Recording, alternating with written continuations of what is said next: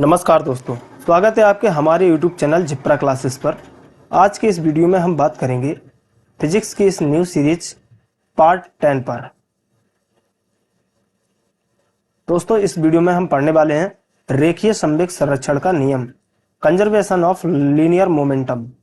ठीक है, पिछले वीडियो में हमने क्या पढ़ा था? पिछले वीडियो में हमने पढ़ा था ऊर्जा संरक्षण का नियम, यानी कि कंजर्वेशन ऑफ एनर्जी। तो इस रेखीय संवेग संरक्षण को समझने से पहले हम इस संवेग के बारे में समझ लेते हैं, ये संवेग क्या होता है। तो दोस्तों, संवेग, मान लीजिए कोई वस्तु है हमारे पास जिसका द्रव्यमान कितना है m, और अगर ये v वेग से गतिमान है तो इसका जो संवेग होगा, संवेग को p से प्रदर्शित करते हैं, तो संवेग होगा इसका क्या, इस वस्तु का द्रव्यमान तथा इस वस्तु का वेग का गुणनफल। ये हमारा क्या कहलाएगा? संवेग कहलाएगा। ठीक है, और इसको वेक्टर क्वांटिटी होती है तो इस पर वेक्टर से प्रदर्शित करते हैं, तो p बराबर क्या हो जाएगी? m इंटू वी हो जाएगा। ये होता है संवेग। ठीक है, अब ये संवेग तो हमने समझ लिया है और इसको थोड़ा अच्छे से और समझ लेते हैं। ठीक है, इस नियम को पढ़ने से पहले हम बहुत सारी बातें समझ लेंगे जो इसमें हम बताने वाले हैं। ठीक है, अगर देखो दोस्तों, मैं इस तरीके से कोई चीज बताता हूं कि अगर p इज इक्वल टू 0 है, ठीक है, तो p बराबर एम बी होता है, तो M B is equal to क्या हो जाएगा? 0 हो जाएगा। ठीक है, तो अगर M B is equal to 0 है, अगर मैं ये चीज सिद्ध कर देता हूं तो फिर मैं M B is equal to, इसको नियतांक कांस्टेंट बोल सकते हैं। ठीक है, नियतांक। और जब ये ऐसी चीज लिख दिया है तो फिर हम इसको इस तरीके से भी लिख सकते हैं, m1 v1 is equal to m2 v2। इस तरीके से भी हम इसको लिख सकते हैं। ठीक है, तो आपको टेंशन लेने की कोई बात नहीं है कि m1 v1 is equal to m2 v2 क्यों कर दिया है। इसको हम इस तरीके से लिख सकते हैं, ये आपको याद रखना है। चलिए अब हम अपने नियम की ओर बढ़ते हैं कि हमारा नियम क्या कहता है। दोस्तों, इसमें जो रेखीय संवेग संरक्षण का नियम है वो क्या बोल रहा है कि यदि कणों के किसी निकाय पर कार्य करने वाला वह बल शून्य हो तो निकाय का रेखीय संवेग संरक्षित रहता है। यह रेखीय संवेग संरक्षण का नियम है। ठीक है, तो बहुत अच्छे से इसको समझेंगे। जैसे कि मैं आपको एक एग्जांपल पहले ही बता देता हूं कि मान लीजिए हमारे पास एक बंदूक है। ठीक है, मान लीजिए एक बंदूक है, ये मान लीजिए एक बंदूक इस तरीके से मैं बना देता हूं। ठीक है, बनाना तो आता नहीं है बट बना दे रहा हूं। ठीक है, इस तरीके से कोई बंदूक हमने बना दी है। ठीक है, और चलिए थोड़ा इसको अच्छे से बना देता हूं। तो ये बंदूक बना दी है। ठीक है, अब जैसी भी है, ठीक है, तो ये बंदूक बना दी है और एक हमारे पास बुलेट है, यानी कि उसका एक एमुनेशन, एक गोली है मेरे पास। तो इस तरीके से मैं एक गोली बना देता हूं। ठीक है, ये गोली है हमारे पास। अब क्या है कि ये गोली को मैं इसमें डाल देता हूं, इस बंदूक में।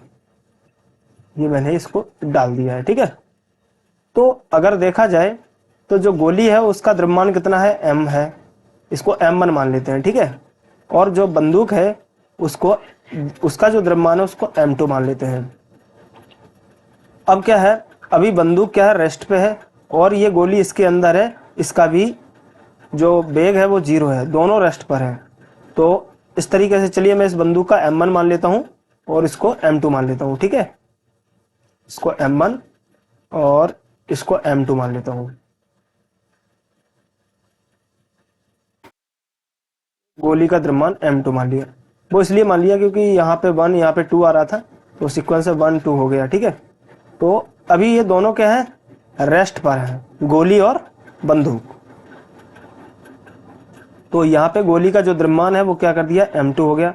इन दोनों का वेग क्या है? 0 है। ठीक है, जब वेग इस पर 0 है, दोनों का वेग 0 है, तो ये दोनों रेस्ट पोजीशन में है, तो इसका कह सकते हैं जो संवेग है वो क्या है? 0, यानी कि नियत है। यानी कि इस तरीके से ऐसे बोल सकते हैं कि मान लीजिए जो बंदूक है उसका द्रव्यमान m1 है और जो बंदूक है उसका जो वेग है वो u है, यानी कि u1 मान लेते हैं। तो जो m1 u1 है वो इक्वल टू किसके हो जाएगा, m2 और u2। अब u1 भी 0 है और u2 भी 0 है, तो इस तरीके से इनका जो संवेग है वो कैसा है, बराबर रहता है। मुझे यही चीज ऐसे ही कुछ सिद्ध करना है, ठीक है। तो चलिए इसको हम समझते हैं अच्छे से। दोस्तों हमने न्यूटन का दूसरा नियम पढ़ा है। दूसरा नियम क्या है कि किसी वस्तु पर संवेग परिवर्तन की जो दर होती है वो उस वस्तु पर आरोपित बल के बराबर होती है। जैसे हमारे पास कोई वस्तु है और उस पर कोई बाह्य बल क्या है, 0 है, कोई बाह्य निकाय, कोई बाह्य बल नहीं है उस पर, तो उस समय हम क्या कहेंगे, न्यूटन का जो दूसरा नियम है F इज इक्वल टू संवेग परिवर्तन की दर। ये जो डेल्टा बना दिया है ये परिवर्तन दिखाता है, तो पी से संवेग को बताते हैं, तो डेल्टा पी यानी कि संवेग परिवर्तन हो गया ये, बटे दर को क्या बोलते हैं, समय, यानी कि डेल्टा टी। तो संवेग परिवर्तन की दर को हम क्या बोलते हैं, बल बोलते हैं, ठीक है। इस तरीके से अब बात आती है कि ये जो रेखीय संवेग संरक्षण का नियम है इसमें पहले से ही बोल दिया है कि बाह्य बल क्या हो, 0 हो, तो यानी कि F इज इक्वल टू क्या हो जाएगा, 0 कर देते हैं। बाह्य बल मैंने 0 कर दिया है, तो यहाँ पे 0 कर दिया है, और delta P is equal to क्या आ जाता है, delta P upon delta T. तो यहाँ से अगर डेल्टा टी का मल्टीप्लाई 0 में करते हैं तो delta P is equal to क्या आ जाएगा, 0 आ जाएगा। अब इसको डेल्टा को हटा देते हैं तो P इज इक्वल टू क्या आ जाता है, 0। तो इस समय हम इसको ऐसे लिख सकते हैं जो मैंने पहले बता दिया है, P इज इक्वल टू नियतांक, ये नियतांक लिख दिया। तो P इज इक्वल टू क्या होता है, M, और V इज इक्वल टू क्या हो जाएगा, नियतांक। अब इसी को हम क्या लिख सकते हैं, M1 V1 is equal to M2 V2, ठीक है। इस तरीके से ये हमारा नियम सिद्ध हो जाता है। अब इसके एग्जाम्पल पर हम चलते हैं, तो इसका एग्जाम्पल क्या कहता है वो चीज देख लेते हैं, ठीक है।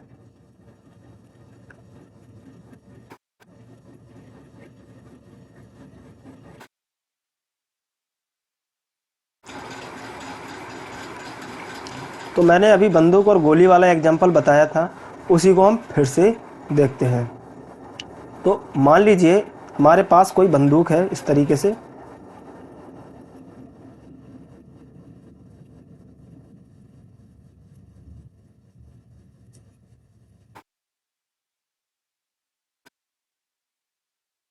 ये बंदूक है और इसमें एक एम्यूनिशन लगा दिया है मैंने, एक गोली लगी है इसमें, ठीक है। अब ये बंदूक और गोली दोनों रेस्ट पर हैं, और मान लीजिए कि बंदूक है उसका द्रव्यमान m1 है और इसका जो वेग है वो u1 है, ठीक है। और जो गोली है उसका द्रव्यमान क्या है, m2 है और इसका जो वेग है वो u2 है। तो इस समय इन दोनों के संवेग परिवर्तन में कोई फर्क नहीं पड़ रहा है, यानी कि बाह्य बल 0 है, तो इस समय दोनों का संवेग जो होगा वो क्या होगा, m1 u1 is equal to m2 और u2, ये होगा, ठीक है। अब क्या करते हैं, इसमें से बुलेट दाग दी जाती है, यानी कि इस बुलेट को चला दिया जाता है। तो जब ये बुलेट चलती है तो ये कहीं आके इधर पे आ जाएगी और इस तरीके से ये आ जाती है बुलेट, ठीक है। अब इसका जो वेग होगा वो क्या हो जाएगा, v1 हो जाएगा, या v2 बोल देते हैं, इसका वेग v2 हो जाएगा। और ये जो बंदूक है ये पीछे की ओर, ये इस साइड की ओर जा रही है, इसका v2 वेग हो गया और इसका v1 हो जाएगा। ये v1 वेग से पीछे की ओर जाएगी, ये बंदूक v1 वेग से पीछे की ओर जाएगी और ये v2 वेग से आगे की ओर जाएगी, ठीक है। तो इनका जो संवेग होगा वो क्या हो जाएगा, m1 v1 is equal to m2 v2, ठीक है। क्योंकि बंदूक का जो द्रव्यमान होता है वो ज्यादा होता है, इसलिए ये कम वेग से पीछे की ओर हटेगी। और ये जो गोली होती है इसका द्रव्यमान कम होता है लेकिन इसका वेग बहुत ज़्यादा होता है, तो अगर दोनों का जब मल्टीप्लाई हम करेंगे, इसके m2 और v2 का मल्टीप्लाई करेंगे और इसका m1 और v1 का मल्टीप्लाई करेंगे, तो ये दोनों कैसे आएंगे? बराबर आएंगे। यही हमारे संवेग परिवर्तन का नियम है, रेखीय संवेग परिवर्तन का नियम कहलाता है। नेक्स्ट वीडियो में हम बात करेंगे कोणीय संवेग परिवर्तन या कोणीय संवेग संरक्षण के नियम पर। ठीक है, मिलते हैं नेक्स्ट वीडियो में, तब तक के लिए धन्यवाद। जय हिंद।